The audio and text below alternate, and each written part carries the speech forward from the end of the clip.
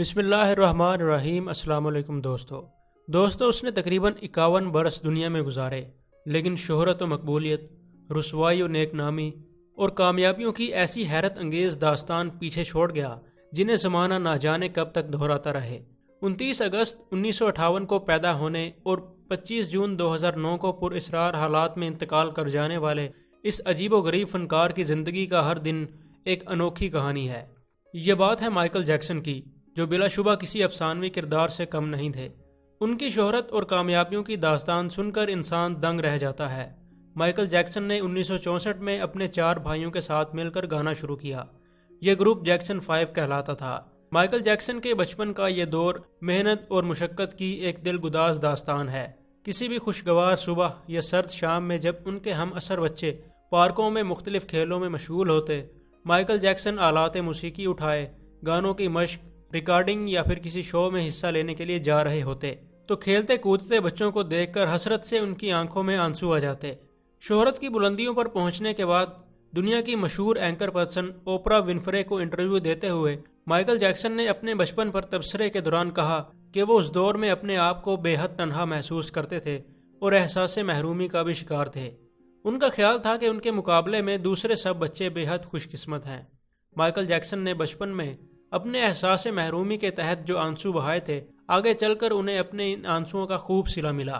وہ شہرت و مقبولیت کی جن بلندیوں پر پہنچے، بہت سے گانے والے تو ان کا خواب بھی نہیں دیکھ سکتے۔ مائیکل جیکسن کی آڈیوز اور ویڈیوز نے دنیا بھر میں فروخت کے جو ریکارڈ قائم کیے، انہیں ابھی تک کوئی نہیں توڑ سکا۔ Guinness book of world record میں ان کا نام 1 سے زیادہ عنوانات کے ساتھ درج ہے، جن میں most successful entertainer of all time کا عنوان بھی شامل ہے۔ مائیکل جیکسن نے 13 گریمی ایوارڈز کے علاوہ انفرادی گانوں میں نمبر 1 سنگلز کے 17 ایوارڈز حاصل کیے۔ دنیا بھر میں ان کے 800 ملین سے زائد ریکارڈ فروخت ہو چکے ہیں، جو اس کے علاوہ خود ایک ریکارڈ ہے۔ ابھی مختلف شکلوں میں ان کے البمز کی فروخت کا سلسلہ جاری ہے۔ گلوکار، نغمہ نگار، record producer, dancer, choreographer, actor اور بزنس مین ہونے کے علاوہ مائیکل جیکسن ایک سماجی کارکن اور فلاح کار بھی تھے۔ انہوں نے اپنے قائم کردہ فلاحی ادارے ہیل دی ورلڈ فاؤنڈیشن اور دوسرے 39 اداروں کو اپنی زندگی میں $250 ملین اپنے ذاتی سرمایہ سے عطیے کے طور پر دیے، اور اس سے بھی زیادہ رقم فلاحی پروگراموں کے ذریعے جمع کر کے دی۔ انہیں سب سے زیادہ فلاحی اداروں کو عطیات دینے والے پاپ سٹار ہونے کا اعزاز بھی حاصل ہے۔ 80 کی دہائی کے بعد ان کی ذات مختلف تنازعات، افواہوں اور سکینڈلز کی زد میں رہی۔ کبھی ان کی ناک کی بدلتی ہوئی ساخت اور بار بار رنگت کی تبدیلی خبروں کا موضوع رہی، کبھی ان پر بچوں سے بدسلوکی کا الزام لگا جو ثابت نہیں ہو سکا۔ دنیائے موسیقی کے اس متنازع شہزادے نے 1994 میں آن جہانی ایلوس پریسلے کی بیٹی لیزا میری پریسلے سے اور 1996 میں ڈیبی رو نامی ایک نرس سے شادی کی۔ ڈیبی اس کلینک میں نرس تھیں جہاں مائیکل جیکسن اپنی جلد کے علاج کے لیے جاتے تھے۔ ان کی جلد کی رنگت گہری سانولی تھی، لیکن بعد میں گندمی اور پھر زرد ہو گئی تھی۔ ان کے بارے میں یہ افسانے بھی مشہور رہے کہ انہوں نے اپنی جلد کی رنگت تبدیل کرائی اور چہرے کی کاسمیٹک سرجری بھی کئی بار کرائی، جبکہ مائیکل جیکسن کا کہنا تھا کہ میک اپ اور حساسیت کی وجہ سے ان کی جلد پر داغ پڑ گئے تھے، جن کا انہیں علاج کرانا پڑا۔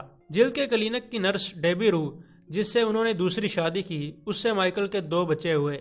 ایک لڑکا جس کا نام انہوں نے پرنس رکھا، جو نوجوانی میں خود مائیکل کی بھی عرفیت تھی۔ دوسری لڑکی جس کا نام پیرس رکھا گیا۔ مائیکل جیکسن کے تیسرے بچے کا نام مائیکل جیکسن 2 ہے، اس کی عرفیت بلینکٹ ہے۔ 2002 میں پیدا ہونے والے اس بچے کی ماں نامعلوم اور ولدیت مشکوک قرار دی جاتی ہے، تاہم مائیکل جیکسن کا کہنا تھا کہ بچہ انہی کا ہے۔ مائیکل کے انتقال کے بعد ان کے بچپن کے دوست مارک لیسٹر نے خیال ظاہر کر دیا کہ شاید پیرس اس کی بیٹی ہو، کیونکہ اس کی شکل مارک کی اپنی بیٹی سے ملتی ہے۔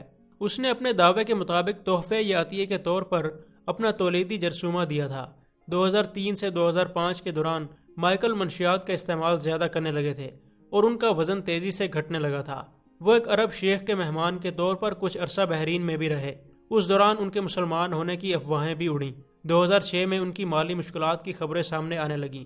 اسی دوران وہ امریکہ لوٹ آئے اور کرائے کی ایک حویلی میں رہنے لگے، کیونکہ ان کا اپنا طویل و عریض مکان نیور لینڈ قرضوں کی نادہندگی کے الزام اور قانونی کارروائی کی وجہ سے بند تھا۔ 25 جون 2009 کو 12:22 پر لاس اینجلس میں فائر ڈپارٹمنٹ کے ہنگامی نمبر پر ان کی طبیعت کی خرابی کی اطلاع موصول ہوئی۔ 3 منٹ میں ایمبولینس ان کے گھر پہنچ گئی۔ طبی عملے کے بیان کے مطابق وہ اس وقت سانس نہیں لے رہے تھے۔ 2:56 پر ڈاکٹروں نے ان کی موت کا باضابطہ اعلان کر دیا۔